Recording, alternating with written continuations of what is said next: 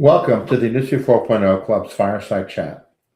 The club's purpose is to engage the power of diverse worldwide talent to accelerate the global evolution to Industry 4.0.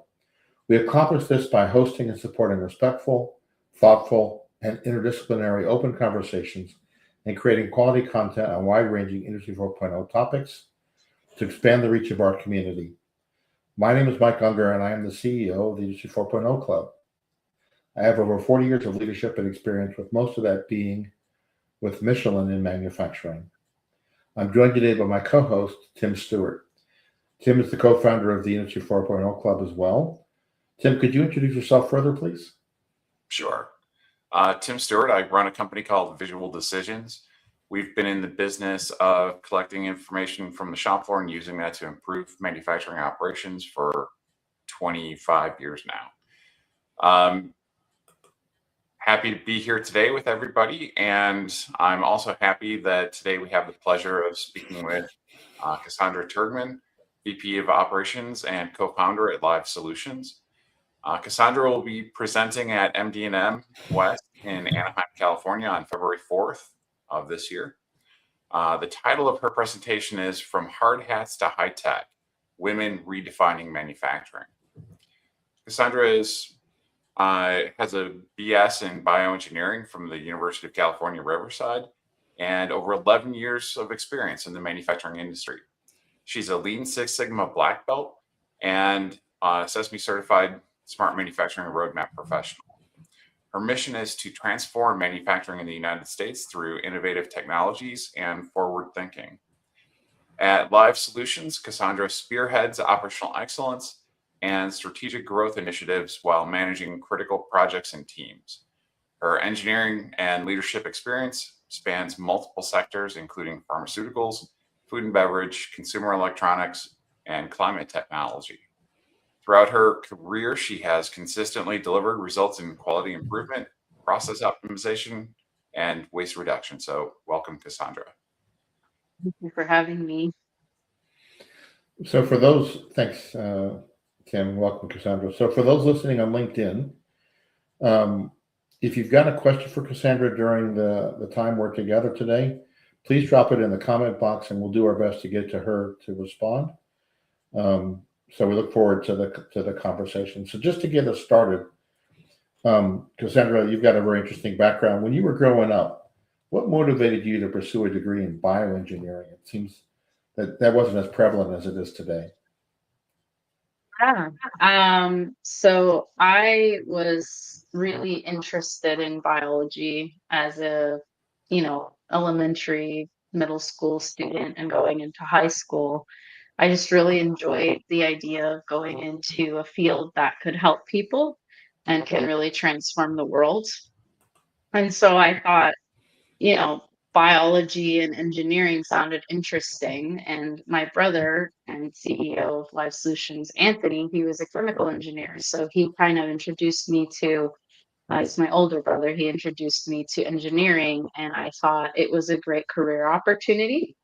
And so instead of chemical like him, I decided to go into bioengineering because I was more geared to working with people and just the human condition. But then you also chose to go into manufacturing. So Yes. How about that turn from bioengineering?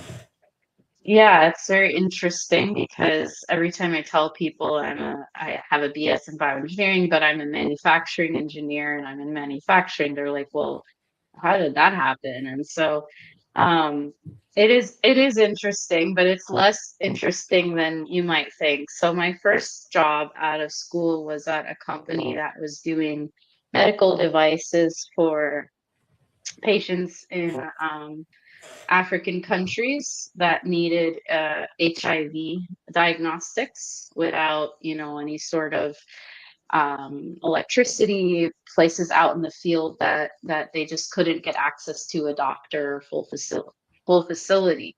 So I was the process engineer for that device manufacturing process. That was my very first position. And from there, I just kind of ended up sticking towards process engineering and manufacturing because I really liked it. But I ended up veering off into different industries. So I worked at, another medical device company you might have heard of, Genentech. They do, well, they're more known for pharmaceuticals, but they do medical devices as well. I was in that division, and then I moved on to another pharmaceutical company, AstraZeneca. And from there, I just decided I was kind of tired of that industry in general. Not because of um, not because of what they're doing, but just mostly the internal processes. I thought it was a little bit harder to transform manufacturing and actually pursue change, and any sort of change management took months, if not years. So I wanted to work in a more fast-paced environment where change was more accepted. Yeah, I've done some consulting work in pharmaceutical manufacturing, and it's just everything has to be, going through the process, and it's just a pain to Yes. make even Yes, a small. lot of red tape. And it makes sense just given the seriousness of what you're dealing with there. But for me, I'm just really into change and making things better and improvement all across the board. And it was just really tough to break in there. Makes a lot of sense. That's fantastic. So let's kind of turn our attention to the talk you're going to be giving at MD&M West, and really, as I've gotten to know you a little bit, where your passion is. So why do manufacturers have such a difficult time attracting women into the manufacturing workforce, from your perspective? Great question. So my perspective is shaped by research and just my own personal lived experience. Um, but first, let me say that it has improved. Currently, today, 3.7 million women are now working in manufacturing, which is the highest level on record. And women surveyed, 81% would recommend a career in manufacturing compared to 74% of men. So once they're in, they tend to stay and they tend to recommend the field to others. However, manufacturing is very far behind in, awareness, brand awareness. The industry as a whole is seen as very male dominated and still seen as physically grueling work in a maybe less than ideal environment in a factory. People are concerned about safety as well where they work. They would prefer to have a job that is more comfortable. And I'm not just saying this for women, but women specifically do prefer to not have to do any grueling work, right? I mean, we are all different. I don't mind it, but a lot of women just don't prefer that work, and that's okay.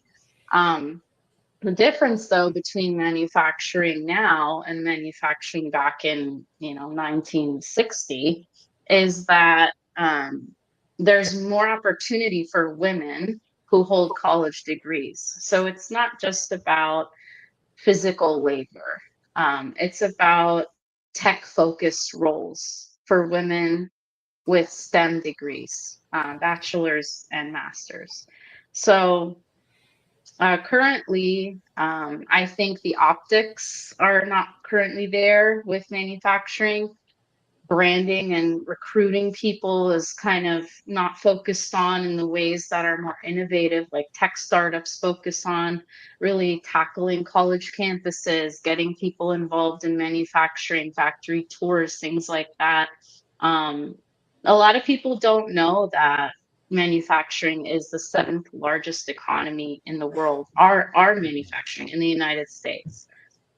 So it's very, very important, but people are just not really aware. The education is not there. And then you tack on workplace culture differences, right? If women see that, oh, well, I'm just going to be the only woman in a big team of men, I don't really want to participate in that. I don't feel heard. And so there's a lot of different factors at play, but I would say that there's an opportunity for manufacturers to tap into the pool of talent that's out there with women, especially STEM fields.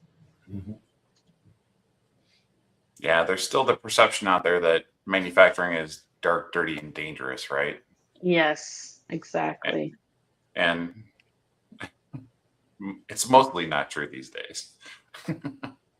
Slate, yes, I mean, there are a lot of great examples of manufacturing companies out there today. The thing that's interesting too is that although we are seeing an increase in spending and an increase in um, a movement towards automation, Industry 4.0, advanced manufacturing technologies, still 50 to 70% of US manufacturers have limited or no automation. And so that leaves them with focusing on entry level production, manual labor roles, roles where college educated women are not interested in participating in. So, these women are looking beyond these roles and thinking more about their futures and trying to really advance their careers. And that's where I think the tech needs to match with where the workforce is, right? So, And I think that's true of the entire younger generation entering the workforce as well. correct. So Yes. it's not specifically targeting women with that. It's really addressing the shortage that manufacturing has overall of trying to pull Correct. talented, skilled people into the field Correct. Yes. by adding that more forward-thinking, tech-oriented uh, mindset to things.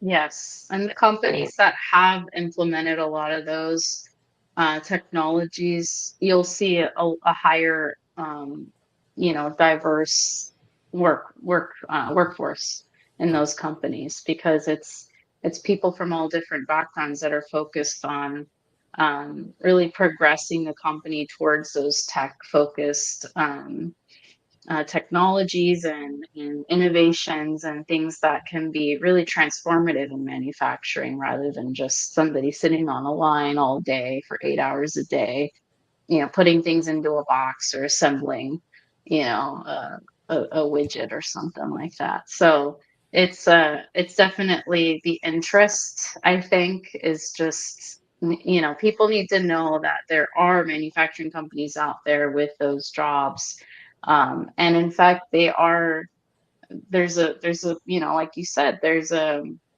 labor shortage, and it's not just for those manual positions, it's for tech focused engineering roles. There's a lot of those roles out there currently. It's just people don't know about it. In addition to tech, which you guys have been talking about, what are some other strategies that manufacturers might pursue that would help to attract more women into their work environments? So I would say definitely it starts early. So when you're thinking about how can we recruit people, I think the first thought is go to college campuses, and I think the strategy needs to be very focused on education about manufacturing and partnering with schools, universities, and community colleges to help students understand the importance of manufacturing, but also the career pathways that are offered in manufacturing. I think people think, well, I'm just going to be, stuck in one position and there's no growth. And while that might be a little bit unfortunately true in manufacturing, that the growth pathways are limited. I think companies need to combine their recruitment focus, that's one strategy, with their career growth pathways and really redefining those. And what do those look like for people, right? Let's say somebody does enter as a production level associate. How do they get to become an engineer? How do they get to be involved in controls or automation? even if they don't have a technical degree, let's say. But for those with a technical degree, what does that growth path also look like, right? How can they extend into leadership positions and really try to um, change the whole industry, right? And how companies operate in manufacturing. So I think that's one strategy, and another strategy is to become a competitive player. And I'm talking about salaries and benefits. When you look at tech focused roles, if you're looking across different industries, you might see someone working in AI or somebody working in data science, right? I mean, those jobs are available in manufacturing. They're also available in software companies. And when you look at the two side by side, you'll see that manufacturing just is not as competitive. And I've gone through this my whole career, but luckily I'm in the Bay Area, and engineering is more, it pays more here. But if you're looking at places in the Midwest or something like that, it might not be as competitive. And on top of that, you can't really work from home if you're in manufacturing. I mean, you can potentially, but you have to take that into consideration now. People are thinking about all these things: maternity leave, PTO.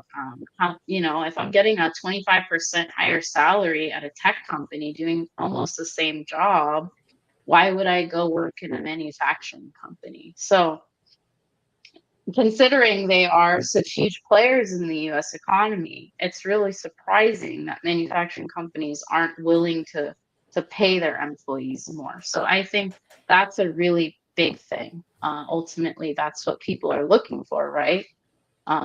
So yeah. You've mentioned a couple of things in terms of young women entering the workforce, looking at their career path and where they can go and so forth.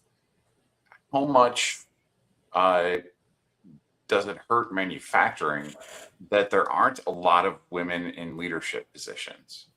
And so when young women are entering that workforce and they're looking at where they can get to, if they don't see women in leadership positions in these manufacturing companies, how much of an influence is that?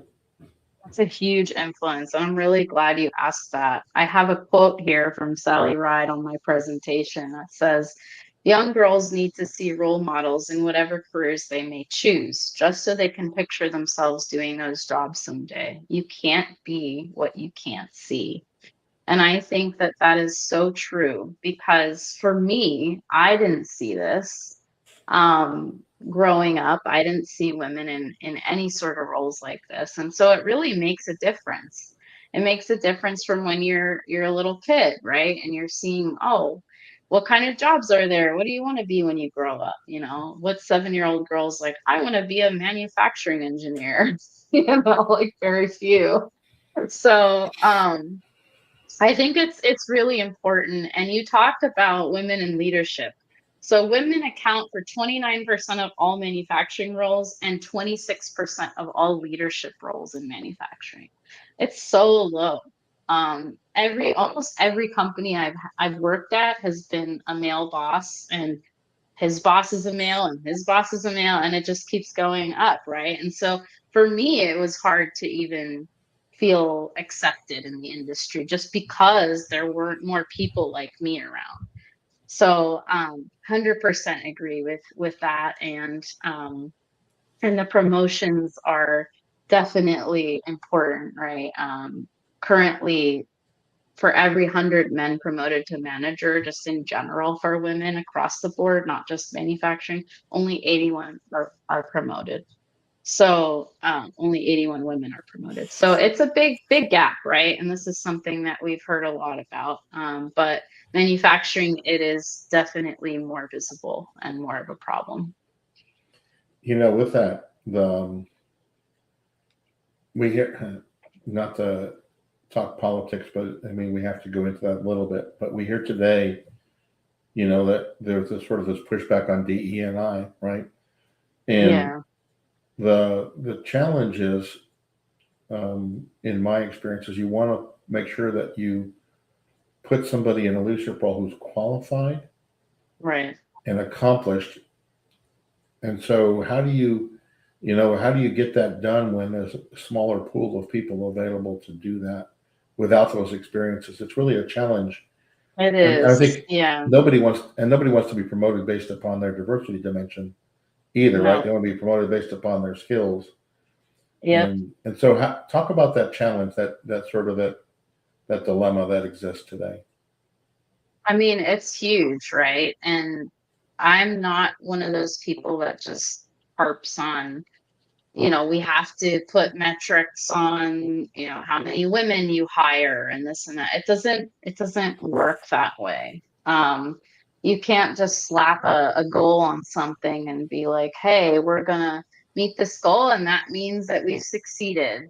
No, it's not right, and it's not fair to people across the board who feel like they have a fair chance at getting a position, right? So like I said, I think it all has to start before, right? You need to build the pipeline of women. You need more women in STEM. You need more women engineers. And that number has gone up. I mean, there are a lot more women in tech now than there were 20 years ago, right? But it's just the companies they're looking for right now are not manufacturing companies. People aren't like so Hmm. excited about manufacturing companies and the benefits they offer and the job types and things. They don't know about it. They don't, hear about it. And I think that the old school ways of recruiting that manufacturing companies focus on is just not working. They need Yeah. to change with the times and get creative here. When you see companies starting to use social media to market to younger people, that's not really manufacturing companies. They're not really innovative in that way. So they need to start competing, right, from a marketing brand awareness perspective as well.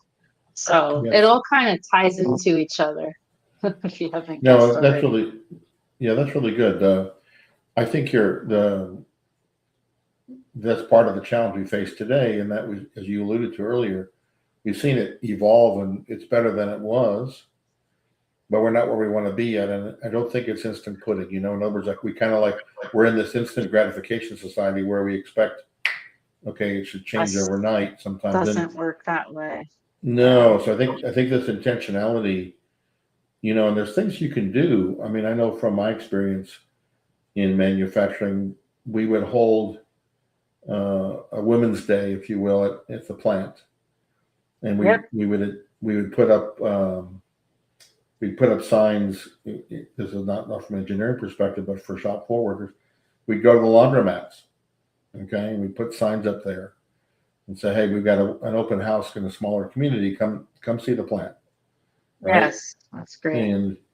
And then you'd have to also think about things like um, where does someone go for childcare if they happen to be in that role, and creating that benefit, if you will, or having that.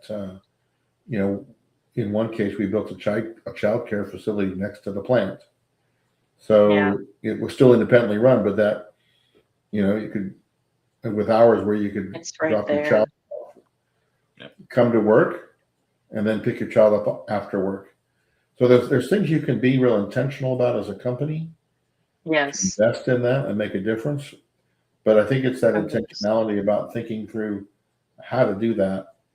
Um, Yes, I totally agree, and I think that investing in things like that, benefits and culture upgrades at companies can really help um, appeal to more women who are wondering about that, or we're curious and worried about childcare, and it's a very real problem, right? In this country, it's very expensive and it's very hard to manage a tech job and a higher level C-suite job potentially as a woman with a family. So it becomes very important that companies change their approach and really start to invest more in people. And I will say that I love that factory. Come in and see the factory day thing. I did mention that in my presentation. I will talk more about that, but In where I live in the Bay Area in Berkeley, we have a week, and this is across the board, I think, in the entire US. It's called Manufacturing Week, and it's in October. And where I live specifically in Berkeley is the west side, where all the industrial stuff is. And so all these factories open up and they have tours and they have samples and things like that. And I love it because people can bring their families, right? You build a connection with your community. You show your community what kinds of companies are operating in your neighborhood, and then you immediately are like on the radar already, right? It's free marketing right there, and educational awareness. So That's neat. Well, so as we think about your presentation at MD&M West, what do you hope people will learn from coming to hear from you? well, my goal is to really highlight firstly the evolution of manufacturing and how it's really changed from what we know, what we picture in our minds to what it actually is today. The types of jobs that are available in manufacturing, why women remain underrepresented despite being highly qualified, and interested in tech focused roles and project management, business management roles, um, and practical solutions for recruiting women, building sustainable talent pipelines, and educating the public about manufacturing and its role in our economy. So I think overall, I have some pretty neat strategies and um, decent approaches that manufacturing companies can actually look at. And I think the first thing is listening to people like me who have experience in manufacturing as a woman, and really taking our lived experience to heart, and um, you know, and taking those recommendations, hopefully, for the future of manufacturing. Well, thank you for that. So we've been talking with Cassandra Turgman for the last 25 minutes or so about her upcoming presentation at MD&M West, referring to it's entitled "From Hard Hats to High Tech: Women Redefining Manufacturing." So as we wrap up, Tim, final thoughts for the audience, and then maybe to Cassandra. Cassandra, you mentioned, as a young girl, if you said that you're dreaming of becoming a manufacturing engineer, some people may kind of, raise their eyebrows and so forth. You may not get the support for that career choice that other girls get for other fields and so forth. And I'm wondering if, you know, one of my takeaways is thinking how we address that as a society, because that's not a problem for an individual manufacturer to address. It's just, Right. how do we change those perceptions over time and so forth?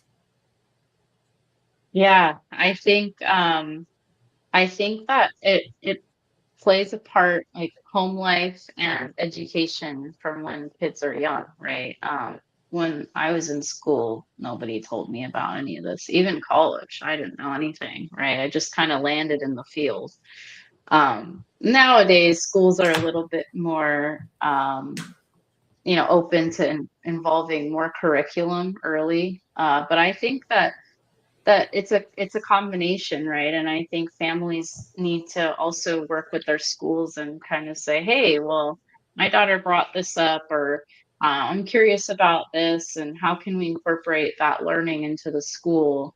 And really, it's as simple as just explaining how to do stuff with your kids, right? Like home improvement projects, and taking them on those factory days, right? And going away from the gender stereotypes where girls play with Barbies and boys play with cars and tools and construction things, right? Like my niece is doing Lego builds, like really elaborate Lego builds, and I didn't do that, as a kid. So it's great. It's getting better, but I think that just working with inquisitive kids and having them really be hands-on at a young age and know what these tools are called and know how to, do things around the house and how to make things. Baking is another great example of manufacturing something, right? That's something that me and my niece do as well. So I think it's a combination, and I'd love to get into it more, but hopefully that gives you a little bit of a understanding on my perspective. Yep. Thank you. So we just have one comment here that I wanted to catch before we wrapped up from Colleen. She's asking what your specialty is in robotics or mechanical. Do you have a specialty in manufacturing that you would share, Cassandra? I don't have a specialty. I would say that right now in my role as operations, I would say that is currently my focus. Working on project management. I'm actually working on a PM certification currently. So I've kind of moved away from, the hands-on stuff, and I'm now working on high-level operations management leadership. But when I was doing manufacturing engineering on the floor, we were focused on a lot of quality improvements, running the day-to-day, and Lean Six Sigma, waste reduction. I did a lot of initiatives on cutting costs and things due to defects in manufacturing. So that was like really my specialty there. Okay. Well, thank you. So we're going to thank Cassandra for joining us for a preview of our presentation at MD&M West.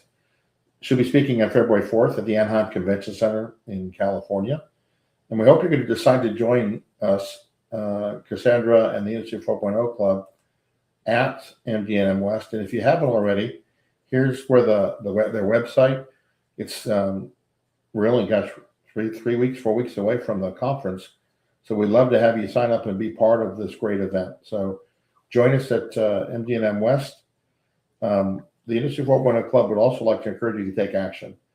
The purpose in getting someone like Cassandra together is so that we can share some thoughts and ideas about how to advance in manufacturing.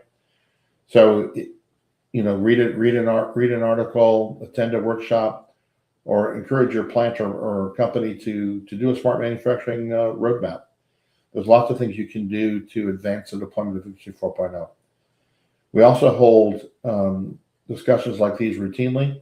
If you want to be part of a future conversation with the club, please visit us at our website at www.industry40club.com. Drop us a note on our LinkedIn page, and we'd be glad to host you. And with that, thank you, Cassandra. Thank you, Tim. It's been a great conversation, and we look forward to seeing both of you in California in a couple of weeks. Yep. Good. Thank you both.